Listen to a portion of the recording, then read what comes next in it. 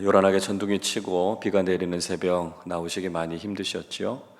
오늘도 여러 가지 어려운 상황 속에서도 이 새벽에 나와 기도하는 우리 모두에게 말씀하시고 기도 응답하시는 하나님의 큰 은혜가 함께 하시기를 주님의 이름으로 축원합니다. 이사야 선지자는 바벨론에 대한 심판을 계속해서 선포하면서 이스라엘 민족이 포로에서 돌아올 것이다 이렇게 예고하고 있습니다. 1절을 다시 보십시오. 여호와께서 야곱을 긍휼히 여기시며 이스라엘을 다시 택하여 그들의 땅에 두시리니 나그네 된 자가 야곱 족속과 연합하여 그들에게 예속될 것이며 말씀하고 있습니다.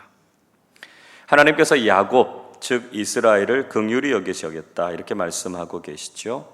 그리고 그들을 다시 택하셔서 그들의 땅에 두시겠다 말씀하고 계십니다.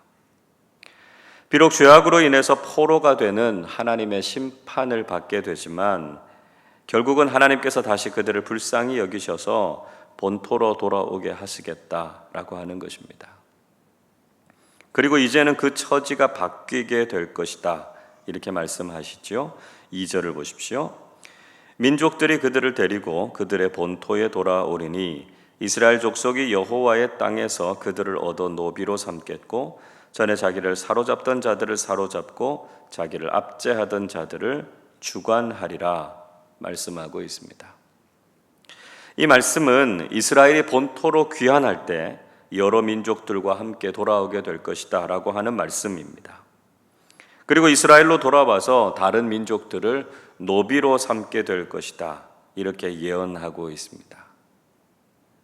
그런데 사실 이런 일은 역사적으로 일어나지 않았습니다. 자, 이 말씀을 우리가 어떻게 해석을 해야 옳을까요? 이것은 궁극적으로 신약 시대 이후에 많은 민족들이 교회에 참여해서 하나님의 백성으로 편입된 사건을 예고하고 있다 이렇게 보아야 할 것입니다. 지금 모든 민족들에게 교회가 세워져 있지 않습니까? 그래서 많은 민족들이 하나님을 섬기는 백성이 된 것을 염두에 두고 한 예언이라는 것이죠.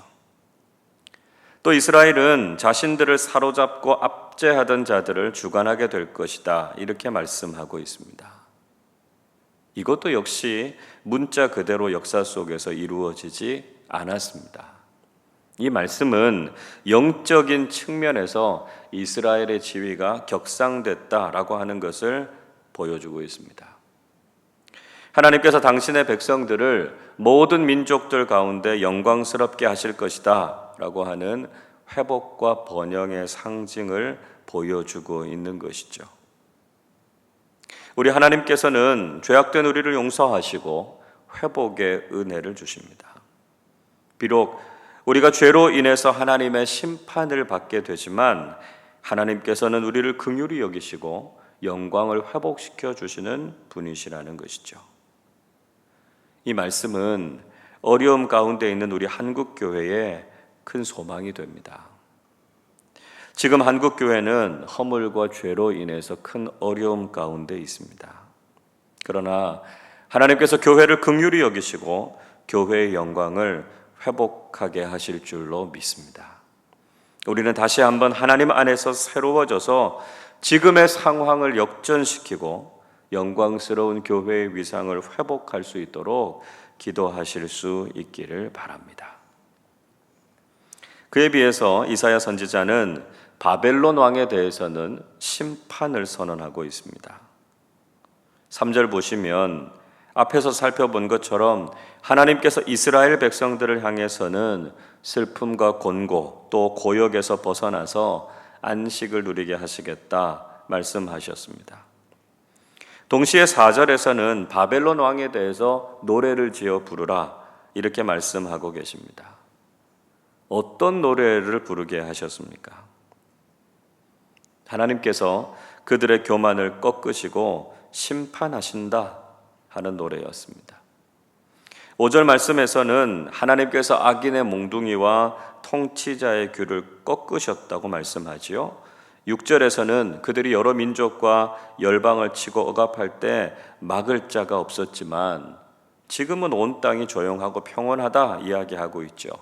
그래서 무리가 소리를 높여서 노래를 부르는 평화가 찾아왔다 말씀하고 있습니다. 비유적으로 8절의 말씀에서는 향나무와 레바논의 백향목이 기뻐하면서 이제 바벨론이 넘어졌기 때문에 자신들을 베어버릴 자가 없다 이렇게 말하고 있습니다. 한때는 강하고 폭압적이었던 바벨론을 하나님께서 꺾으신다는 것이죠. 그래서 이제는 온 세상에 평화와 안식이 찾아오게 됐다라고 하는 것을 말씀해 주시고 있습니다. 그리고 결국 바벨론 왕은 스올, 즉 지옥에 내려가게 될 것이다 말씀하셨죠. 9절 보십시오. 아래의 스올이 너로 말미암아 소동하여 내가 오는 것을 영접하되 그것이 세상의 모든 영웅을 너로 말미암아 움직이게 하며 열방의 모든 왕을 그들의 왕좌에서 일어서게 함으로 말씀하고 있습니다. 이사야 선지자는 지금 웃지 못할 상황을 묘사해 주고 있습니다. 바벨론 왕이 스올에 내려갔는데 그곳에 있는 다른 왕들이 일어서서 그를 영접했다 이렇게 말씀하고 있습니다. 교만하고 악을 저질렀던 모든 통치자들이 결국 심판을 받게 될 것인데 바벨론의 왕도 그 중에 하나가 될 것이다 말씀하신 것이죠. 그도 역시 심판을 받아서 지옥에 떨어지게 된 것을 보면서 같이 심판을 받는 악한 왕들이 탄식하고 있는 모습을 보여주고 있습니다. 세상에서 그렇게 영광스러워 보이던 존재가 이제는 완전히 멸망해버린 모습을 묘사해주고 있죠.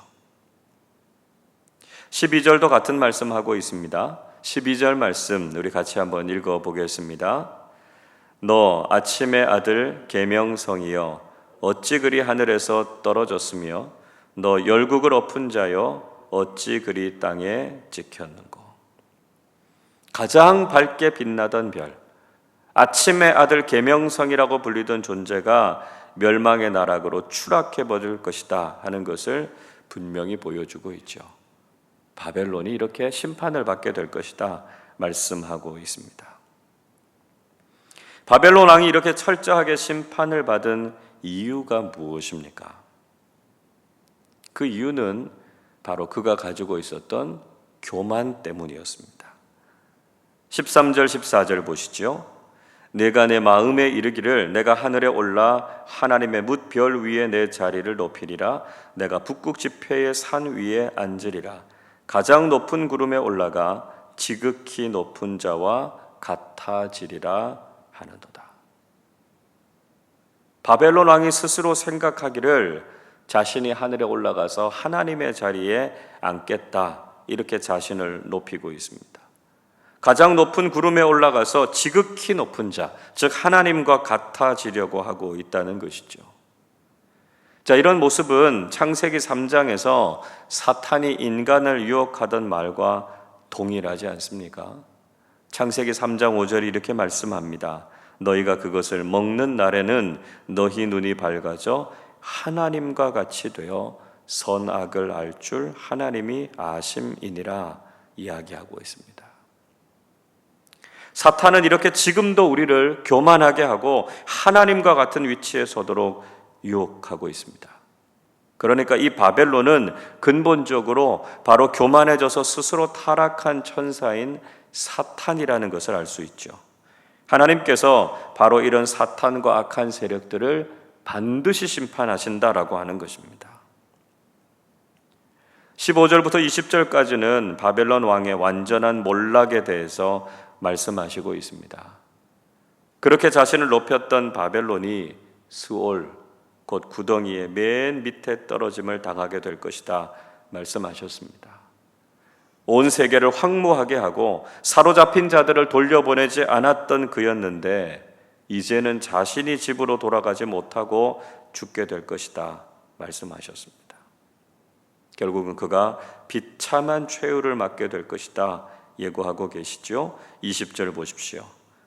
내가 내 땅을 망하게 하였고 내 백성을 죽였으므로 그들과 함께 안장되지 못하나니 악을 행하는 자들의 후손은 영원히 이름이 불려지지 아니하리로다 할지니라. 하나님께서도 본격적으로 바벨론과 그 자손들에 대한 심판을 선포하셨습니다. 그의 조상들이 저지른 죄악이 그 후손들에게까지 미치게 될 것이다 말씀하고 있고요. 그들이 세상을 다스리거나 지배하지 못할 것이다 말씀하죠.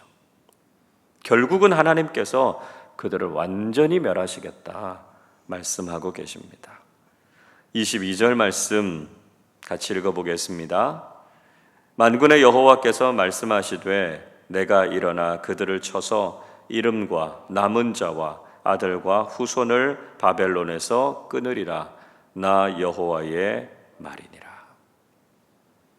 하나님께서 일어나셔서 그들을 치시고 그 이름과 남은 자들, 후손들, 그들을 바벨론에서 완전히 끊으시겠다 말씀하십니다. 그 어떤 대상도 하나님의 심판 앞에서 견딜 수 없을 것이다 하는 것을 분명히 보여주시고 있습니다. 하나님께서는 세상에서 높아지고 하나님을 대적하는 자들을 용서하지 않으십니다. 온 세상을 어지럽히고 두렵게 했던 바벨론을 스올의 가장 밑바닥으로 내려가게 하신 하나님께서 지금도 교만해서 하나님을 대적하고 택하신 자들을 괴롭히는 세력들을 반드시 심판하신다는 것이죠. 그리고 다시는 이 세상에 기억되지 못할 정도로 완전히 깨뜨리시고 멸망시키시는 하나님이 되신다는 것이죠. 우리는 악하고 교만한 시대를 살아가면서 이런 하나님이 계시다라고 하는 것을 믿고 의지해야 합니다. 세상과 사탄의 유혹에 빠져서 하나님처럼 되려고 하는 교만을 버려야 된다는 것이죠. 그리고 악하고 교만한 자들을 반드시 심판하시는 하나님이 계신다 하는 것을 기억해야 합니다. 오늘도 겸손하게 하나님을 섬기고 하나님의 심판과 정의가 실현될 것을 믿고 기대하면서 믿음의 길을 걸어가는 우리 모두가 되시기를 주님의 이름으로 축원합니다. 기도하겠습니다. 사랑과 긍휼이 풍성하신 아버지 하나님, 때로는 교만하고 죄악 가운데 빠졌던 저희들을 책망하시지만 저희들을 긍휼히 여기시고 회복시켜 주실 것을 믿고 감사드립니다. 큰 위기와 어려움 속에 있는 한국교회를 불쌍히 여겨주시고 그 권위와 영광을 회복하게 해 주시옵소서.